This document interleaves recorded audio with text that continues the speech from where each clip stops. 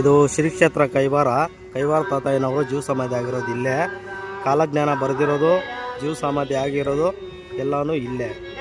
ಕಾಲಜ್ಞಾನ ಬರೆದಿರೋದು ನಾನು ಮುಂದಿನ ವಿಡಿಯೋದಲ್ಲಿ ತೋರಿಸ್ತೀನಿ. ಅಲ್ಲಿ ಅವರು ತಪಸ್ ಮಾಡಿ ಕಾಲಜ್ಞಾನ ಪಡ್ಕೊಂಡು ಅವರು ಆಮೇಲೆ ಕಾಲಜ್ಞಾನವನ್ನು ಬರೆದಿರೋದು. ಇದು ಅವರು ಜೀವ ಸಮಾಧಿ ಆಗಿರುವಂಥ ಜಾಗ ಇದು ನೋಡಿ. ನೀವು ಇಲ್ಲಿ ಗಮನಿಸ್ಬೋದು, ಇಲ್ಲಿ ಪ್ರತಿದಿನವೂ ಸಂಗೀತೋತ್ಸವ ನಡೀತಾನೆ ಇರುತ್ತೆ.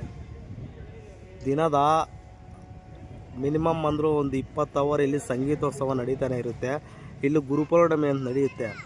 ಗುರುಪೌರ್ಣಿಮೆಗೆ ಮಾತ್ರ ಇಲ್ಲಿ 3 ದಿನ ದೇಶದ ಬೇರೆ ಬೇರೆ ಕಡೆಯಿಂದನೂ ಬರ್ತಾರೆ, ವಿದೇಶಗಳಿಂದನೂ ಇಲ್ಲಿ ಬಂದು ಸಂಗೀತಗಾರರು ಇಲ್ಲಿ ಸಂಗೀತವನ್ನು ಮಾಡ್ತಾರೆ. ಇದು ಒಂಥರ ಮಿನಿ ಮಂತ್ರಾಲಯ ಇದ್ದಂಗೆ. ದೇವಸ್ಥಾನದ ಒಳಗಡೆ ಹೋಗೋಣ ಬನ್ನಿ ನೋಡೋಣ. ದೇವಸ್ಥಾನದ ಒಳಗಡೆ ಬಂದು ಸ್ವಲ್ಪ ದೂರದಿಂದ ವಿಡಿಯೋ ಮಾಡಿ, ಅದು ಕ್ಲಾರಿಟಿ ಸಿಗ್ತಾ ಇಲ್ಲ. ಹತ್ರದಿಂದ ತೋರಿಸ್ತೀನಿ, ಸ್ವಲ್ಪ ಮುಂದೆ ಹೋಗಿ ತೋರಿಸ್ತೀನಿ ಬನ್ನಿ, ಇನ್ನೂ ಕ್ಲಾರಿಟಿ ಆಗಿದೆ ದೇವ್ರನ್ನ.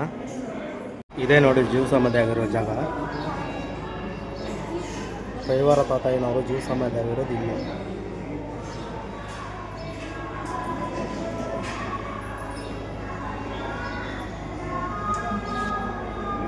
ನೋಡಿದ್ರಲ್ವ, ಶ್ರೀ ಕ್ಷೇತ್ರ ಕೈವಾರದಲ್ಲಿ ಕೈವಾರ ತಾತಯ್ಯನವರು ಜೀವ ಸಮಾಧಿ ಆಗಿರೋದು ಇದೇ ಜಾಗದಲ್ಲಿ ನೋಡಿ. ಸಮಾಧಿ ಕಾಣಿಸ್ತಾ ಇದೆ, ಮುಂದುಗಡೆ ಅವರ ವಿಗ್ರಹ ಇದೆ, ಹಿಂದುಗಡೆ ಅವರ ಸಮಾಧಿ ಇದೆ.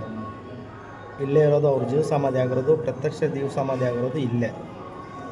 ನೋಡಿದ್ರಲ್ಲ ನೋಡಿ, ಇಲ್ಲಿ ದರ್ಶನ ಮುಗಿಸ್ಕೊಂಡು ಆಚೆಗಡೆ ಬಂದಮೇಲೆ ಇಲ್ಲಿ ಗಮನಿಸ್ಬೋದು ನೀವು, ಪಕ್ಕದಲ್ಲಿರೋ ಬಹುತೇಕ ಈ ಎಲ್ಲ ಕಟ್ಟಡಗಳು ಈ ದೇವಸ್ಥಾನ ಆಡಳಿತ ಮಂಡಳಿಗೆ ಸೇರಿದ್ದವೆಲ್ಲನೂ ನೋಡಿ. ಇಲ್ಲೆಲ್ಲ ಮದುವೆಗಳೆಲ್ಲ ಆಗುತ್ತೆ, ಸುಮಾರು ಚೌಟ್ರಿಗಳಿದೆ, ಬೇಜಾನ್ ಜನ ಇಲ್ಲಿ ಮದುವೆ ಆಗ್ತಾನೆ ಇರ್ತಾರೆ. ಮದುವೆ ಸೀಸನ್ ಬಂದರೆ ಅಂತೂ ಇಲ್ಲೇ ಹಬ್ಬನೇ. ಪ್ರತಿದಿನವೂ ಮುಹೂರ್ತ ಇದ್ದರೆ ಪ್ರತಿದಿನವೂ ಇಲ್ಲಿ ಮದುವೆಗಳಾಗ್ತಾನೆ ಇರುತ್ತೆ. ಫ್ರೀಯಾಗಿ ಏನಾನ ಅಕಸ್ಮಾತ್ ಬಡವರು ಅಂಥವರು ಏನಾನ ಇದ್ದರೆ ನೋಡಿ, ಈ ಮಂಟಪದಲ್ಲಿ ಮದುವೆ ಮಾಡ್ಕೊತಾರೆ.